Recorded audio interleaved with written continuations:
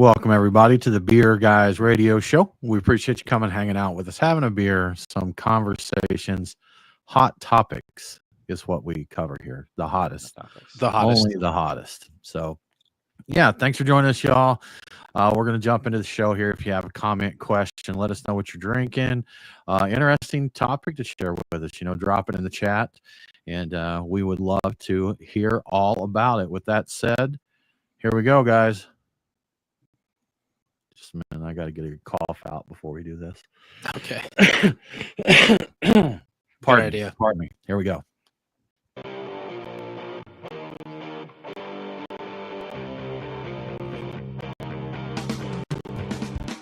Welcome, everybody, to the Beer Guys Radio Show. Thanks for coming and joining us, hanging out, having a beer, some conversations, and covering fun things happening in and adjacent to craft beer.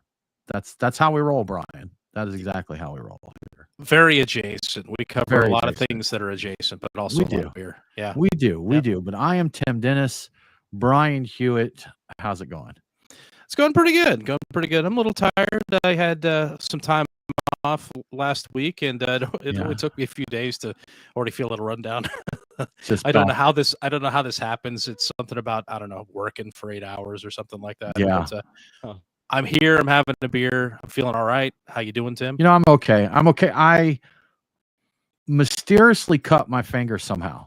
Like I'm just sitting here doing stuff, and all of a sudden, like my finger's a bit sore, and it gets more sore and more sore. And I look at it, and there's a huge slash down the side of it. And I'm like, there's no blood, but it's like it looks like as deep as a cut could go without blood being produced. So I did some wound control, but I have no idea where in the world I cut my finger. But I got a Band-Aid on it now, some Neosporin. I took Nate. I don't know if I told you this, but the Snackle box that you got me, I turned that into a first aid kit. So I broke out my Snackle box, which had my Neosporin and some alcohol wipes and Band-Aids in it, and I'm good as new, man. I'm good as new, thanks to the Snackle box. Actually, well done, Snackle box. Yeah, thank you, Snackle box. But Nate, how's it going, man? Going well. Like Brian, I also had some time off last week. I was in between jobs, so I started a new job start of the week, and I'm happy to say I'm back in beverages, back working for a distributor. So actually excited to be at work again. Okay. Do you want to shout them out on here, or do you want to keep that private? No, I'll shout them out. It's Functional Distributing Company, so they do a lot of hemp and CBD infused beverages, and so it's something I don't have a lot of experience in, but it certainly seems like the industry is moving in that direction. Yeah, you have to start getting stoned more for work. Yes. Yeah. It's okay. It's for work. It's for work. Nate. They don't drug test, so they know. I was going to say you can't. Yeah, that's not surprising. At my local, I've got a Total Wine really close to me. They have taken 3 shelves away from the local beer selection, and it's all now THC infused. So what you say seems to be accurate. And I'm in an area that wouldn't have necessarily thought was big into that sort of thing, but no, it's 3 shelves of it now dedicated, and there was none of it in the store at all. So they went big with it to start off. Go big. I'm curious how it's gonna go if it stays at that rate, because I just the people that actually live in my area, like how many of them really do, I don't know, but who knows. I found out when they started legalizing stuff that there's a lot more people that use than I realized. Like I thought it was pretty underground, but as it became more socially acceptable to say you smoked or enjoyed a gummy or an edible occasionally, then that was that. I won't say the specific position because I don't want to say, but a very senior executive at my company mentioned that he enjoys popping a bottle of wine and some edibles on a Friday night. So it's more acceptable every day out there. And I've started noticing them.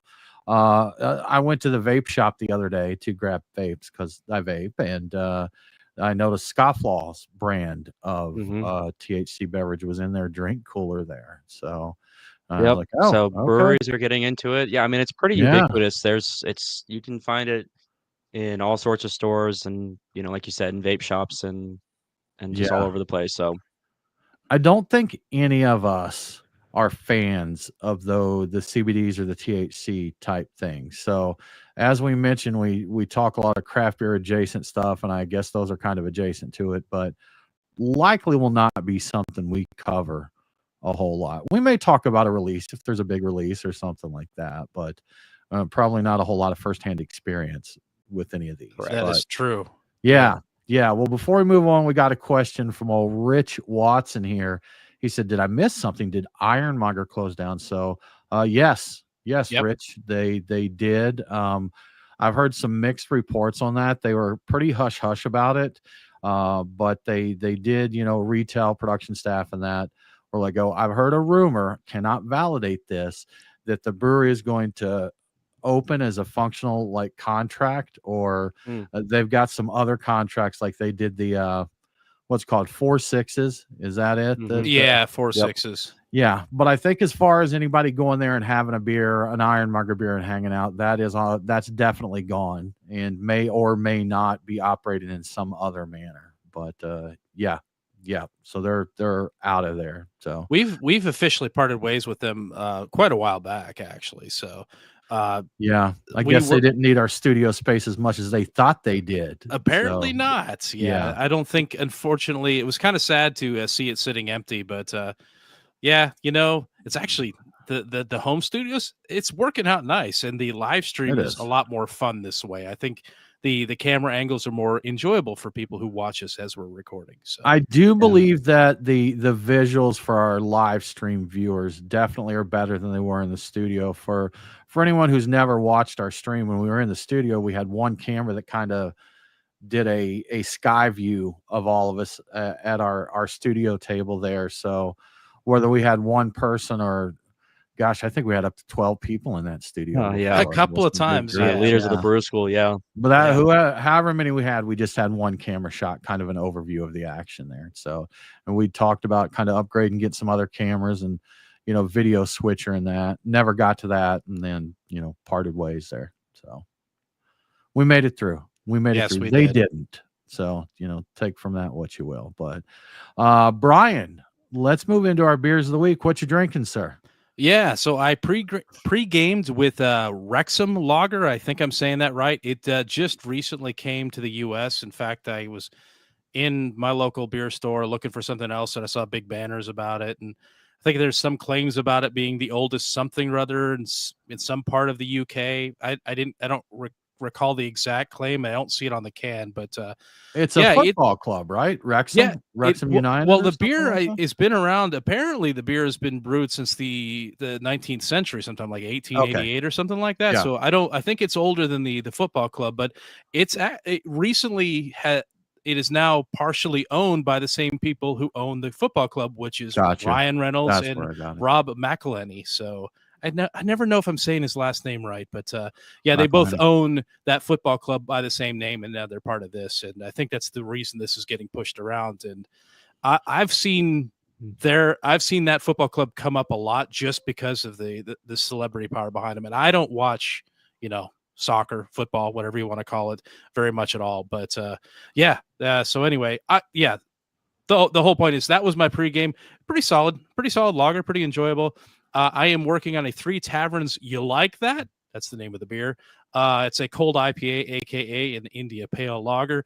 And I will be getting into eventually a Bissell Brothers Reciprocal, which is a New England Australian IPA, some combination. It's the whole concept there is it's brewed with Vic's Secret, Ella, and summer hops, so all Australian hops, I believe. So that's what I'm working on. How about you, Tim? What do you got? So for my beverage of the night, I have a Green Man ESB. So showing a little Asheville love there. So classic. Again, ESB is not a style you see a lot of, but it's just a great drinking beer. If you want to step your flavor profile up a notch from a Pilsner, head up to an ESB there. So it doesn't get too bold for you, but it's got a little more malt character to it, little more, just a touch more oomph, which I really enjoy. So that's what's on deck for me. Nate, what you drinking? So in my glass right now, I've got from a now closed Georgia brewery, Elsewhere Brewing. I've got their Oktoberfest. I happen to be out on the town a couple weeks ago and saw a 4-pack in stores, and I was like, I know I can't get this if I don't buy it now ever again. So it's, it's got that nice amber color that I expect out of Oktoberfest. It's, nice and malty. And then on deck from Mason Ale Works, I've got Citra Claus, which is a hazy New England IPA. I honestly got it because the Santa Claus on it looks really aggressive, and who doesn't All like right. a beer can with an aggressive looking Santa Claus on it? He's good for every occasion. I got to agree with you there, Nate. You see an aggressive Santa Claus, you kind of have to go for it there. That is for sure. Brian, you were talking about football clubs and such there, and that that's not really your forte. I was in a team meeting at work today, and our team is very international. We have people all over the globe, and have one of my teammates is in Pakistan, and one of my American teammates was talking about their Thanksgiving, and they're like, "Yeah, we had a good meal, spent some time, really just sat around watching football all day." And so my Pakistani teammate, he's like, "Football?" He's like, "Are you talking like soccer or rugby?" And he's like, neither. So it's like, they call rugby football too. I didn't know that. Well, okay. I'm just not sure that he's familiar with American football, to be honest with you. So I guess to the outsider looking in, much like we may not know a lot about, football, he probably just, if you don't know anything, it would look like rugby for the most part. Yeah, so, it kind of does. Yeah, for sure. Yeah. Not as more padded up and not quite as aggressive as rugby, but it's funny. I think people get hurt more in American football than they do in rugby. Even those guys are just tearing into each other there. So there's an interesting psychological reason for that. The whole idea is the added pads and the guards and everything else make you more reckless, because you think you're protected. So you're going to not drive, but maybe drive. You're more likely to dive head first into a guy, and that helmet is going to maybe protect your head, but your neck, your spines, other things, like it can still screw things up, and it'll still jostle your brain around. So I think it gives all the padding in American football gives the illusion of more safety than you really have, and makes people like play more recklessly and more violently, which I think is why, like in rugby, there's not a lot protecting you. You'll get cauliflower ears, you could get a black eye, that sort of thing. But guys aren't going skull to skull. They're not going to ram each other's skulls together there. So they have enough sense not to do that. Yep. Yeah. All right, Brian. So moving right along, beer stats. And you know what? One quick thing, we talk about all the brewery closures, so I wanted to mention an opening we're going to have here in Georgia.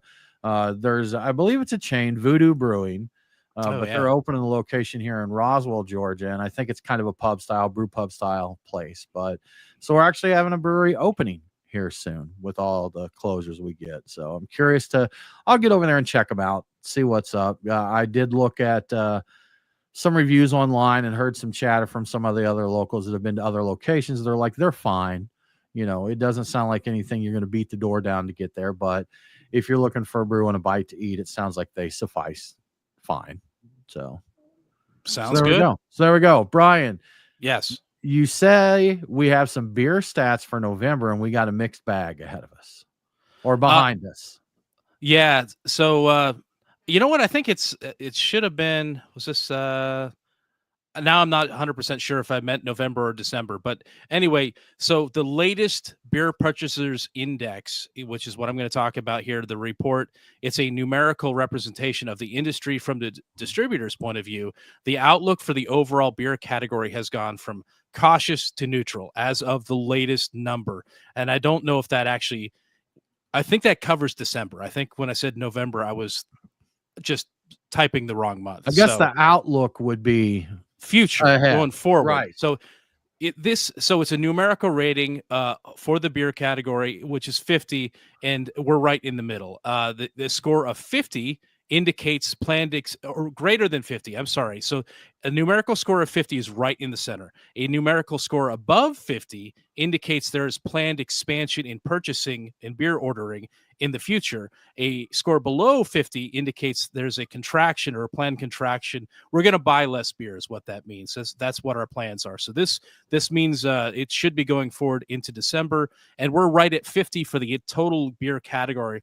So that means solid. Like people aren't planning on buying more or buying less necessarily, buying the same amount of beer as they did before. So that's heading in the right direction.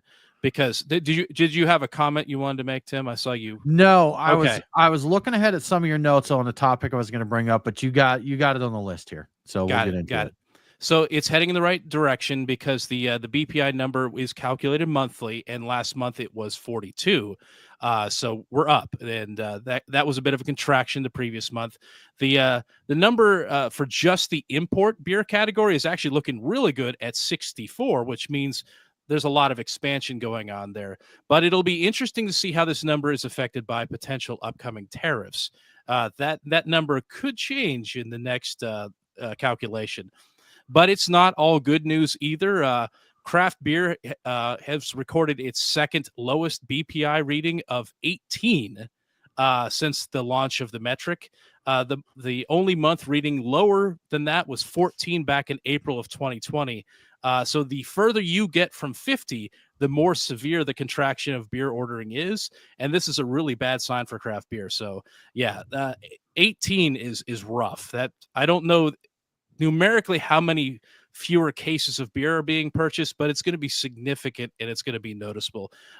Breweries are going to feel this, I think. So okay, it's going to be a rough one. But here's the thing. One thought I have is we're in a season where a lot of people are buying Christmas beers, and a lot of those beers are imports, and we're seeing a huge spike in imports. So this could be just a seasonal influx of the various Christmas beers coming from across the Atlantic. Some Belgian and German goodness and that hitting the table there. Okay. Yeah, we don't see us a lot of good news for the old craft beer thing. So, but Brian, speaking of the tariffs, that's something that we've looked at, we've talked about a lot, not just with beer, but kind of across everything. And it seems a lot of people who voted for someone in support of the tariffs may have not understood exactly the way that tariffs work. So can you explain a bit how the tariffs work, as well as how it's going to impact the beer industry as a whole? So, yeah, I mean, just in general, the tariffs mean that there will be greater fees, duties paid by by the country sending in product, or the company sending in product from other countries that the tariffs have been levied on. And to make up for those costs, generally speaking, the price of the product goes up because businesses aren't in the habit of just taking it, in the wallet. They usually pass along their additional costs to customers. So, I think the way it was pitched, the big pitch of it is, I'm going to make these countries pay tariffs, and if you don't know exactly how that works, it sounds great that he's making these other countries pay more to get goods to America. If you do some simple math, if it costs more for them to bring the goods to America or send the goods to America, then American companies are going to be paying more for the goods coming in. And the bottom line is they're going to charge us more for the goods that they sell to us. So it's the end game here is we pay the tariffs. We will cover the cost of those tariffs, because corporations are not going to take a profit hit to cover that. It's going to be directly impacting consumer pricing. So typically not. So what's going to happen is those things that do make it through will be more expensive. They necessarily will be, because the costs will have gone up. And additionally, for the businesses who can't raise their price or can't make sales at higher prices, some of those products may actually stop being available. We'll have to find alternatives. Now, theoretically, American companies could step in and fill in some of the gaps, but I think that a lot of this stuff with manufacturing and whatnot, I don't think we have the ability to do it. Like, if we had just these factories just hanging out waiting for people to make orders, like, maybe we could do that. But I don't think I'm no economist, but I just don't see that being feasible. Like, I just know that if you raise the price of something, it's going to get more expensive when somebody turns around and sells it. That's the way it works. People aren't going to take a loss on. We're not going to sell you the same thing at the same price if the costs go up. It just doesn't make any sense. But crazy. Let me get into, I think that if people haven't heard, President-elect Donald Trump announced on social media that unless the flow of migrants and drugs like fentanyl into the U.S. was stemmed, he will impose 25% tariffs on all imports from Mexico and Canada, as well as 10% additional 10% tariffs on goods from China. I believe China already has tariffs on them. He says he'll do it immediately after being sworn in on January 20th. Assuming he makes good on the threat, I mean, how will these tariffs affect craft beer? I think we've kind of hinted at what it will do. We know previous tariffs have had an impact. According to the Brewers Association, a significant amount of barley used by small breweries comes from Canada. It's kind of a mix of local and Canada, and we'll likely see the price of barley overall rise. There'll be less of it. It'll be more expensive from Canada, that sort of thing. Aluminum has been under a tariff since 2018, but the aluminum from Canada was exempt from that tariff. So the cost of cans will probably go up because that supply of less expensive cans will go away. Other materials used in the brewing process are sourced from Mexico, including bottle caps, so those will go up. Not to mention the biggest selling beer in the U.S. today is Modelo, and the price of that is thought it will go up, as well as Corona. Apparently, Constellation Brands stock price fell 3.5% after the announcement because this is going to hit them pretty hard because all of their beer is imports from Mexico, I believe. So in short, the effects of tariffs on the cost of beer is that it'll go up. You know, beer prices will go up, and probably across the board by some noticeable amount. I mean, how much? I don't know. I think that's really complicated because you're going to have to look at all of the various things that are going up at price at all points along the supply chain. So really tough to estimate what that will be. But the Brewers Association points out that there's a chance that the tariffs won't be implemented, but you really should prepare for them to do so. Apparently, Trump did meet with Canadian Prime Minister Justin Trudeau after threatening the tariffs, and maybe they're going to work out a deal. I don't know. I mean, maybe this is bluster to get them to do something, and maybe they'll do whatever it takes to make that not happen. I don't know. Not an economist, and I really don't know a lot about the policy involved in all this, but I do see, the basic economics here, and they don't look good for beer. The 1,000-foot view there, basically, of what it means there. Yeah. And another thing I heard, not directly beer related, but maybe related to how much beer money you'll have, but we get a lot of oil imports from Canada. And so, that's another thing to be hitting the gas tank as well. So, yeah, I'm curious to see how all this shakes out here. I wonder if it's going to happen. I really do wonder if it's kind of I'm going to say something outrageous to get people to do things to prevent it from happening. But honestly, I don't know. This could happen. I really can't make a prediction. So we'll find out soon enough. Buy up your import Mexican lagers now. That's all I can say. Stock your Modelos. Yeah, absolutely. Yeah. So Brian, we talked about this recently. That Miller does a lot of interesting things here, and they did their what was it called? The bar flume or Yule lager? The Yule lager. So did you get you one, Brian? I did not, and I went looking around, and they were.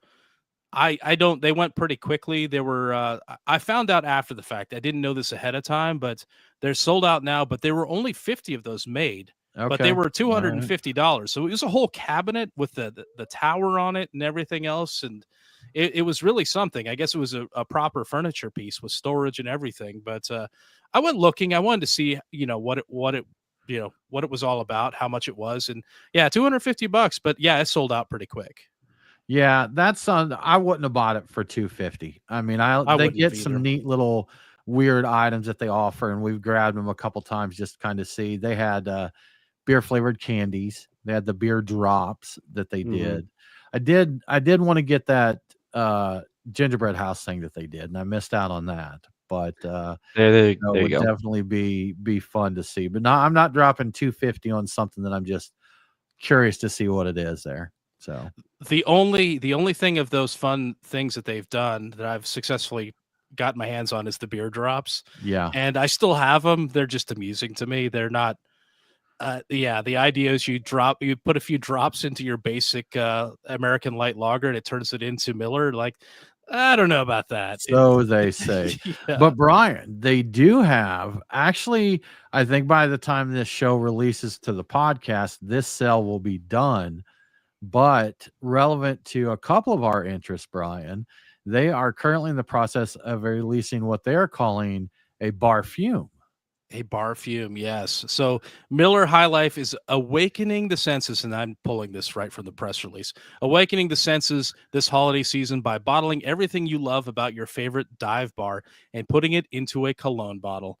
And they're calling it High Life Dive Barfume. And yes, it's a real cologne and everything. It has a scent. They describe the scent's journey as having 4 distinctive aroma notes and cedarwood and patchouli, which I guess is considered one note. It's to remind you of that well-loved bar countertop. So that wood there. Tobacco and leather to represent the comforting musk of a worn-in bar stool, which seems a little weird, but something called Champaca Blossom, which I don't know about, but it's a crisp, refreshing aroma intended to remind you of the bartender opening the champagne of beers. So it's supposed to be very nice and crisp. Sea salt, which is like the basket of fries you look forward to at the end of the night. So the fragrance smells like cedarwood and patchouli, tobacco and leather, some kind of blossom, and sea salt. So there you go. If you can kind of put that in your head and mix that around and see what you think about it.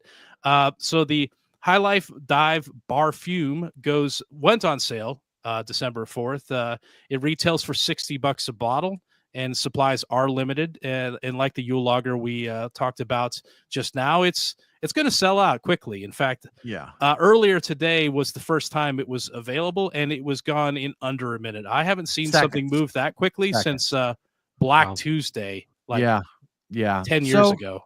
As far as fragrances go, the notes they mentioned sound decent. The only thing I'm thinking, catch 22 for me, Brian. $60 for a good fragrance is tough, unless you're someone producing massive quantities and all of that. But $60 for a fragrance from Miller to me is too much. So probably I'm stuck in between these two, but cedarwood, patchouli, tobacco, leather, champaca. Champaca's kind of a creamy floral, Brian. It's a floral note there. So, bringing that, and then the sea salt, that's an interesting one, but a lot of things do have kind of a salinity to them a beer, to be honest with you. I'm not sure that, maybe with those other notes and just a kind of a salinity may, to me, evoke beer. I'm not sure.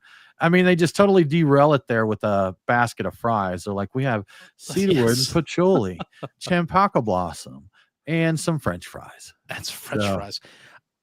I think the salt is supposed to remind you of the French fries. I don't know that it's going to smell like fried potatoes, but maybe it will. It is Miller, but again, it is Miller, so they may have hired some really fancy perfumer to make this thing. Say, hey, give us a good fragrance that smells very reminiscent to a dive bar. And when you think about it, like the old wood, the musk, and the tobacco notes from back when you could smoke in a dive bar, like there's a certain aroma to that it's not unappealing sometimes. Sometimes it's really unappealing, but other times it's actually pretty pleasant. All that said, I really do want to smell it and see how it came out there. And they've done a lot of other novelty fragrances. I think it was Auntie Anne's, the pretzel folks. They did one that smells like a fresh baked pretzel. They had one there, and I'm trying to remember, there was another one that did that I saw that's kind of in that same vein there. I think Cinnabon did a cinnamon bun. See, those are dangerous. I'll smell that and start biting myself. Ow. That's right. I'm not a pretzel. For those that aren't fragrance nerds, they're a popular category recently. I don't know how recently it is, but they call them gourmand, and it's basically things that smell like baked goods, desserts, those kind of notes in there. So I would bet that if they did a proper Cinnabon cinnamon bun fragrance, that there's some people that probably loved it there. And I'll bet. Yeah. Some notes that I saw on the pretzel when people were like, you know what, this smells like a fresh, soft pretzel straight out of the oven. I'm like, that's would probably smell really good. I'm just not sure that's how I want to smell. I just think, oh, that fellow, what a lovely aroma, yeasty and bready. Like that's just exactly what I look for in a guy. Yeah, like I want him to smell like a deep fried bread or something. Yeah, like that. Yeah. Okay. If that you know what, be your individual there. You know, do what you want to do. So, Brian, if people thought the Sapporo news was done, if they weren't going to do some other stuff to make the news, they were wrong. This time more with Sapporo Stone's partnership. Brian, what's going on? Yeah, if Sapporo's involved in something, I'm going to keep an eye on it because I haven't forgotten about the Anchor situation. I really haven't. But Sapporo has announced it will cease exporting Stone beers internationally in January of 2025, this coming January. At present, Stone beers are exported to about 20 countries, but it reportedly only accounts for 1% of Stone's total sales. International distribution was a bigger deal for Stone back when there were Stone tap rooms in places like Germany and China, which closed in 2019 and 2020 respectively. But the headlining the discontinuation of international distribution is kind of burying the lead with this story. Stone's U.S. distribution will also be pruned. If you like Stone's Enjoy By series, or there are other limited releases, they've got I'm trying to remember what their seasonal chocolate one is. Can't think of it. Right now. Chocovesa. I think this applies to that as well. You need to drink up on those because they will become taproom exclusives in the future, reportedly. From the sound of it, you will only be seeing Stone IPA, Stone Delicious, Buena Vesa Mexican style lager, and Stone Pilsner in distribution. So you'll now only see about 4 Stone beers. So that's a big development. I think that's a bigger deal than the international distribution getting cut because, well, I mean, it applies to me. Right. It impacts me. Do you know anyone getting excited? Do you know of anything exciting that Stone's released or I shouldn't say that like that, but has anything anything they've released hit your radar in a while? Not really. I saw Stone Chocovesa, I think recently-ish, and I thought about it. I was very tempted, but I remember that Sapporo owns them, so I didn't buy it. But I know that there's been a couple of times in the past year or so before I got really angry at Sapporo for their Anchor shenanigans, where there were particular Enjoy Buys because of the day, like there was a 420 Enjoy By and some other ones. You couldn't find them. People went out and bought them all out. They like disappeared everywhere. But it had to do with the actual day. It had more to do with the day, I think, than the actual quality of the beer. So right. That's the thing that was always a big thing for that is every year if Stone Enjoy By 420 showed up, it was gone. It was gone within minutes. So yeah. But for me, no, not really. I haven't really seen anything from Stone in ages that was all that attractive. So I mean, even when they did releases that people heard were not that great, like when they did Crime and Punishment, oh yes, people still wanted to get them and check them out, see what they were about there. But yeah, I think we've just steadily gone to where we're drinking a lot more local. I think especially the craft guys, we're going to the brewers we've got right here. I saw today on Facebook that Don't Drink Beer talked about Halfway Crooks non-alcoholic beer and just super, super high praise for it. He's talking about how many people have come into the industry kind of, they've got some money, they want to dump into it. They make up this sob, origin story about I saw a need in the industry or that. He's like, these guys are not, that's not what these guys are. This is quality brewed on site beer by these guys. And, we've got breweries like that in our backyard, so there's just not as much need to chase around the world and that. But for a brewery like Stone that, they were one of the ones where they grew at a time where distribution was king. And so they got up to that size where that was an important part of their business. And so, we've seen the impact of that, having to scale back things a lot. So the thing is that the the Shocoveza, I no longer am as excited about it because that we've got Mexican cake shows up here. Yeah. And that's not as hard to find as it once was, but Oaxaca Chaca from New Realm is also a lot of fun to drink, and it comes out around this time. So we do have more local and more connected beers that we can enjoy, like you were saying. So it's been easy to kind of slide those in, but yeah, it is a little sad. It's sad to see that. The Enjoy by, if you found a fresh one, was fun. It was a good drink. Like those were. I think of the last ones I bought, it was the Enjoy by and the Shocoveza. So yeah, but people aren't lining up to get Stone Delicious or Ballast Point's next Sculpin release or any of that stuff like they used to be. Even chasing down stuff like Maine Beer Company and that people used to love running on those, and it's just they don't like they used to. That reminds me, I actually bought a Maine Beer Company. I was gonna. Okay. I forgot. I think I put it in the fridge and grabbed some other beers, but I was gonna get into one of those maybe next week. So yeah, maybe next week. Well, Brian, before we move on, how about we thank our amazing sponsor, Truck and Tap? Yeah. So the great thing about Truck and Tap is the variety. Every week I check out the beer list at truckandtap.com, and I always find some intriguing new selections. Of course, it would be nearly impossible to not find something interesting if you've got 20 rotating taps to choose from, and it's always got fresh beer coming in. So let's take a look at my Truck and Tap beer picks for the week.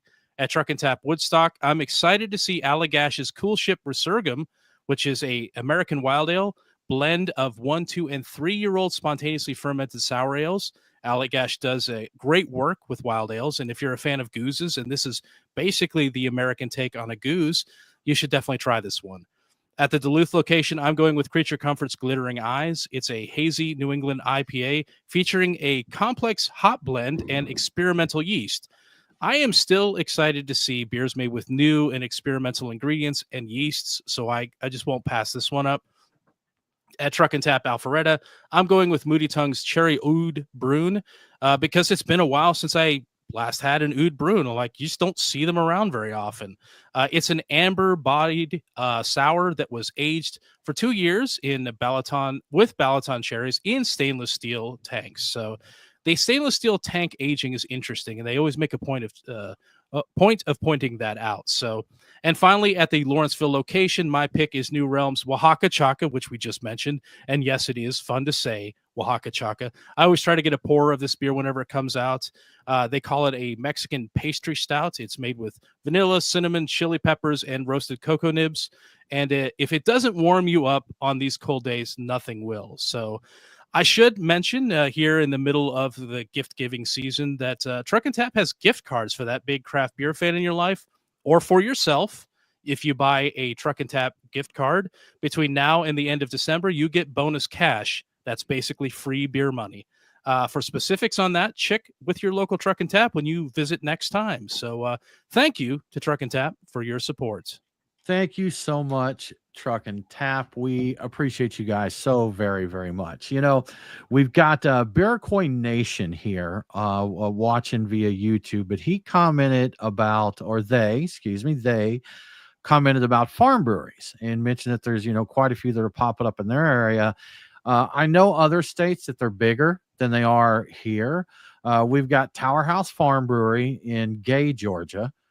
Don't laugh. That's where it is, Gay, Georgia. And I know that Pretoria Fields down in South Georgia, I forget the town that they Albany, Georgia. Yeah. They were in like a downtown building location, but they're going to be moving to. They had a farm, Pretoria Fields. They had a farm before the brewery, and they did grow some of their ingredients, but the brewery is moving to the farm. So I know that they have those there. Do you guys specifically know of any others in Georgia off the top of your head? Those are the only two that come to mind for me immediately. Yeah, honestly, the only one I could think of was Pretoria Fields. Yeah, that's the one I was thinking about. Yeah. Because that from the very beginning, the farm was a big part of what they were doing. So yeah, and certain states offer some really nice concessions for farm breweries as well. I believe in New York State, there's a lot of benefits to being a farm brewery. So I think there's more of them up there. But maybe it's something we will see more of. I know Wrecking Bar had a farm at one time, but I don't think they brewed there. I think I think they grew stuff for their restaurant, and it was an event space, but I don't think they actually brewed there. So yeah, Wrecking Barn, I think is what they called it. Wrecking Barn, that's correct. Yeah. But interesting. That could be fun. Blackberry Farm. I mean, not in Georgia, but up in Tennessee. But it is a fairly well known farm brewery there. So, and for only like $30,000 a night, you can stay at the inn there at Blackberry Farm. Okay, so, is that the actual price? That's a slight exaggeration, but it's not an inexpensive resort. That is for sure there. But interesting. Yeah. Well, I'm curious to see if we see more of those. Really. It's a small price to pay for all that classic saison they make. It is, man. Gosh, I'd love one of those. I haven't had one of those in a minute. So they used to be down here all the time. They had the big format bottles, and then for a while we got the 6-packs of them. And I haven't seen them in a while either, unfortunately. I miss large format on some things. Quite a few places just did away with it. All the times they are changing, fellas. They are. These kids killing they are killing off the large format bottles there. Terrible. First the napkins, and now the large format bottles. Carbonation. That's right. Flat drinks in cans is what we'll take. And they're putting THC in everything now. Just put some drugs in it. Just put some drugs. Why not? Yeah. No hangover. That's right. That's right. Oh, really? Yeah. So, on the note of hangovers there. So question for you, we're going to talk about hangover myths. Nate, do you have a hangover cure that you believe in? Don't get drunk. That's the cure. Honestly, prevention. Don't get the hangover. Like, well, that's not a myth, though. But the heart thing I'm not asking about myth. I'm just asking about the cures there. So Nate's going with the ounce of prevention method. Well, because when I was working at the liquor store back in the day, I had somebody come in and she was like, I want something that won't give me a hangover. So I showed her my non-alcoholic section because I was like, nothing in here will give you a hangover. Bottle of Dasani. Or, whatever. Here's my syrups bottles. Here's my mixers bottles. No, I mean, it's if you get good, if you sleep well, if you hydrate, and you just try to avoid. I think the preventative side is more of my hangover cure of just trying to prevent it. Okay. And you know what? Here we go. Here's a cure or a treatment. We'll say that's Amanda chiming in here, and she said that hers is good old water and ibuprofen. And I think that hydration, really is one of the key ones there. So, Brian, do you have a go-to hangover cure? So I think that obviously not overdoing it. There's nothing you can do if you go too far, but I think that eating well and getting proper nutrition leading up to it is probably the best way to hit it off at the pass. You stay hydrated, eat a good amount of protein, drink a lot of water, and if you don't go too crazy, it won't be too bad the next day. But you're going to deplete yourself. So if you try to do it the same thing again the next day, it isn't going to work as well. So my thought is, and I do think that if you take like a painkiller the day before, the night of, but when you're going to bed, as long as you don't go too far with it and don't get too dehydrated, it will actually get rid of or prevent the majority of any kind of a headache you get the next day. Okay. It isn't going to do much for your stomach. Your stomach is going to get wrecked if you're just you go too wild with it. So there's not much you can do about that. I guess you could do Pepto and a pain pill, maybe the night before. A pain pill, huh? Yeah. So when I was in New Orleans one time for a cigar convention, Brian, I believe you were down there at the same time. Yes. For that. And I didn't follow the prevention advice in the least. I drank a lot of frozen drinks and whiskeys and, all kinds of stuff. And I did find myself one morning with a pretty severe hangover, and there was a little corner store from my hotel. So I stumbled down there, and they really didn't have much, but they had, there's this drink called Rockstar Recovery. And it's an energy drink plus hydration beverage. So, got your electrolytes plus your stimulants in there. And then I've always been a fan of Aleve as a painkiller. So I drank one of those, and it was a tall boy. It was a long drink, Brian. A There, long one, yeah. a long one, a long not beer. But that and two Aleve. And I'll be honest, I don't think Aleve is a good idea if you've had alcohol. I don't think they play well together in the liver. But I didn't know that at the time. But that was super effective. And I mean, I don't think there's anything there magical as much as it had electrolytes to rehydrate. I had a painkiller in there, and then little stimulants to take some of the fog away. So I don't know that it's a cure, but I felt better. And probably by the time all of that mix of stuff wore off, the hangover itself was wearing off as well. I just remember when we were talking about this. For a while I worked a very short time in London, and one of the guys I worked with was an Australian who liked to go out and drink. I went out and drank with him, and his cure for the next day, feeling kind of rough, was putting Vegemite on crackers. And so I said, you know what, the heck with it, let me try it. I'm gonna say it had a small but positive impact on the whole situation, and I'm guessing there's B vitamins and there's some other stuff in there that was effective. It tastes terrible, honestly, but if I would rather like deal with something that tastes terrible momentarily and get rid of a lot of symptoms than just deal with the symptoms on a long term. So it was kind of, you pick which is the best of a bad pairing of options. So yeah. Anyway. Okay. Yeah. Do what you got to do. Do what you got to do. But all that said, with all of our miraculous cures and preventions, NPR recently took on hangover myths and talked about them. What'd you find out there, Brian?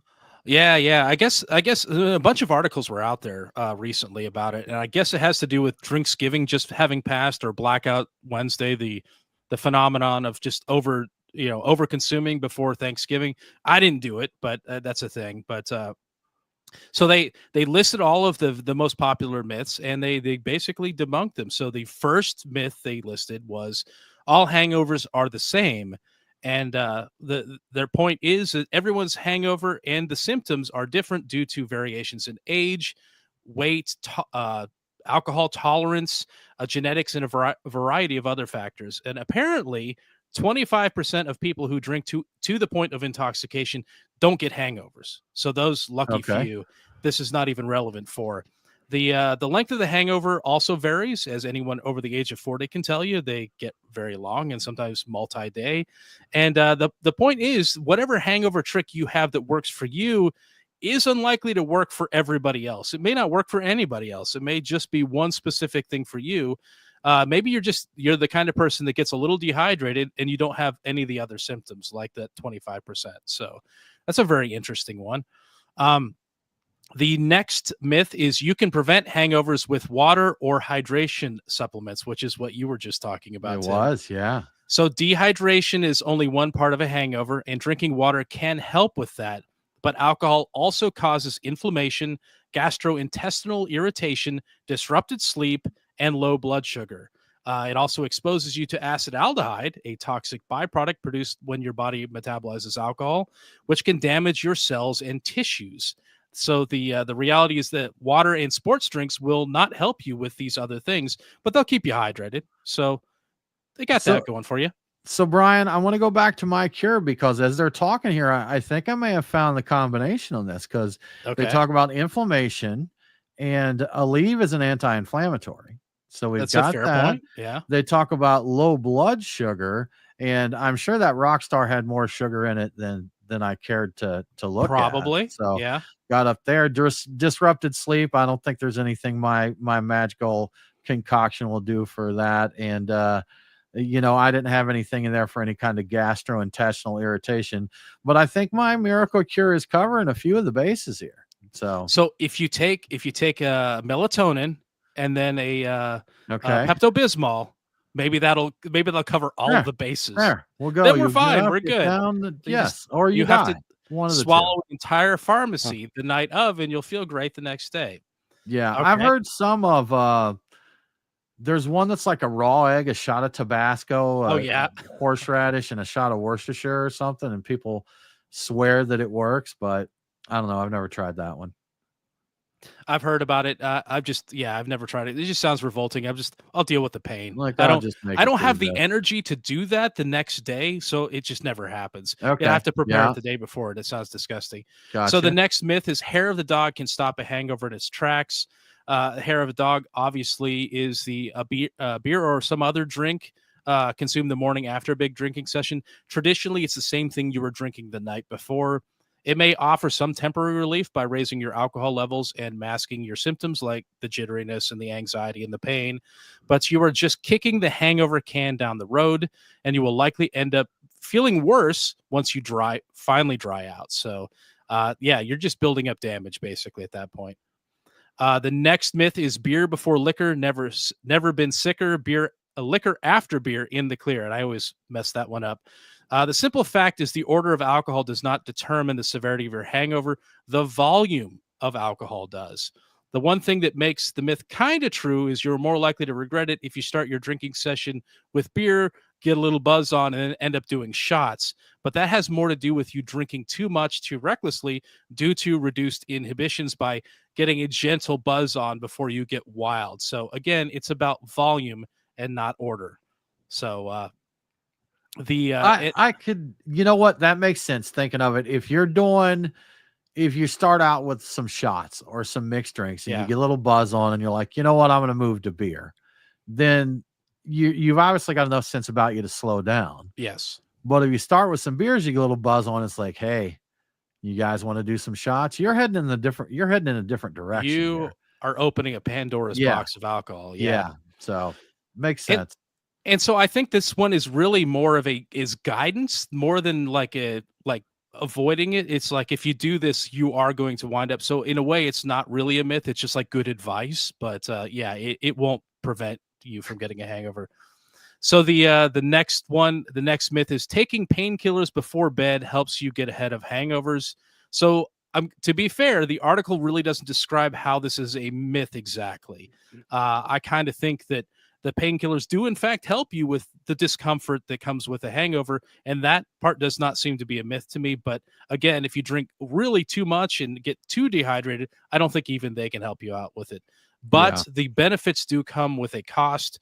Painkillers might lessen your pain, but they also do more harm than good in some cases. One drink combined with Advil, Aleve, or aspirin can increase your risk of gastrointestinal bleeding by 37%, according to the NIAAA.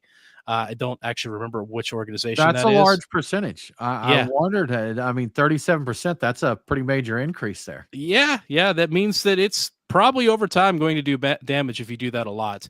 You also risk liver damage by combining alcohol with painkillers that include acetaminophen. So I've known for a while that you don't mix those two together. So that's definitely avoid doing that.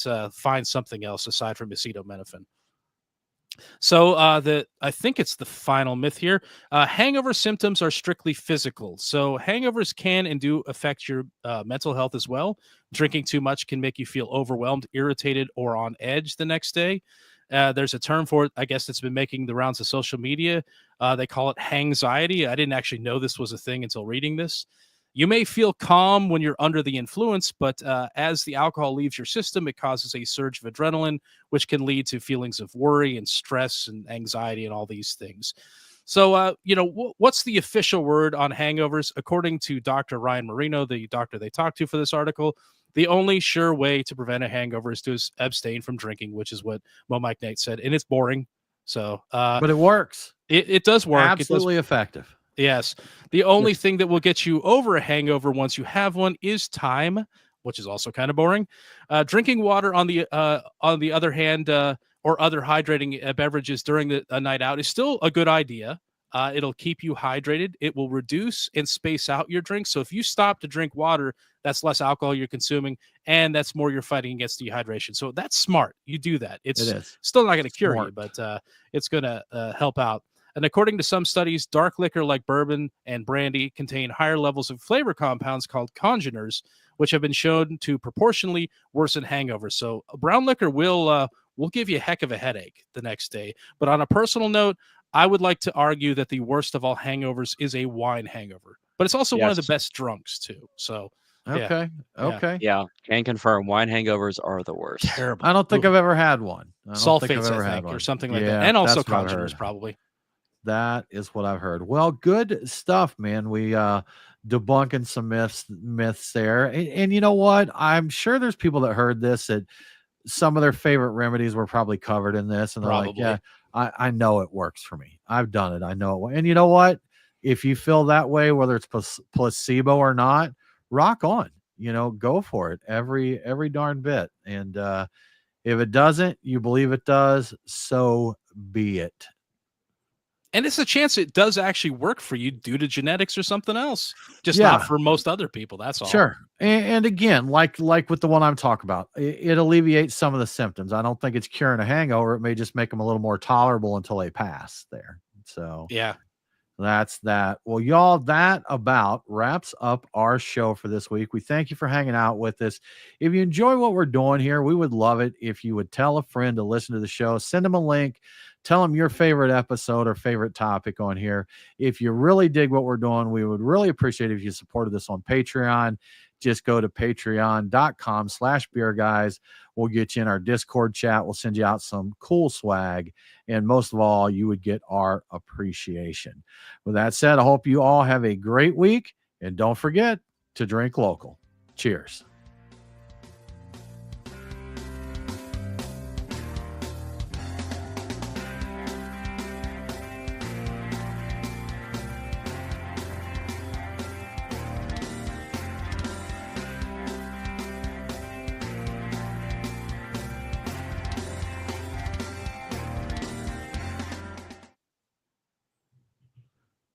Clear. Well, y'all, thanks for tuning in. We are about to get cut off on the old Instagram here, so we are going to end the live feed. Again, if you are a Patreon supporter, we're going to put the link over in the Discord chat for you to come and hang with us for the after party. But with that said, hope y'all have a good one. We'll see you next week.